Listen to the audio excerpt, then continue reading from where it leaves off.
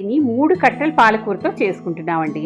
Stove వెలిగించి దాంట్లో నీళ్లు పెట్టి ఒక 50-100 గ్రామ్స్ సోయాబీన్ చంక్స్ బాయిల్ చేసుకోవాలి. సాల్ట్ వేసుకుని బాగా బాయిల్ అయ్యిందో లేదో మనకి ఎలా తెలుసుకోవాలంటే మధ్యలో కొంచెం ప్రెస్ చేసి చూస్తే ఉడకాలండి. ఉడికింది అనిపించినప్పుడు వార్చుకుని పక్కన పెట్టేసుకోవాలి. ఇప్పుడు ప్యాన్లో ఆయిల్ పోసుకొని వెల్లుల్లిపాయలు ఒక 4 చిన్న చిన్న ముక్కలుగా, పచ్చిమిర్చి, కరివేపాకు, ఒక ఉల్లిపాయ ముక్కలు కోసుకుని ఉప్పు, కారం, పసుపు వేసి బాగా వేగనివ్వాలండి. బాగా పట్టాలి ముక్కలకి. అయిన తర్వాత ఈ సోయాబీన్ చంక్స్ బాయిల్ చల్లార్చుకున్నవి కూడా వేసేసి వేపుకోవాలి. అవి కూడా బాగా వేగాయి అనిపించగానే ఈ పాలకూర బాగా కడిగి ముక్కలు చేసుకున్నాం కదా, దాన్ని కూడా వేసి కాస్త కలపెట్టి మూత పెట్టాలి. పాలకూరలో నీరంతా ఇంకిపోయే వరకు దాన్ని అలా తిప్పుతూ దగ్గరికి తెస్తూనే ఉండాలండి.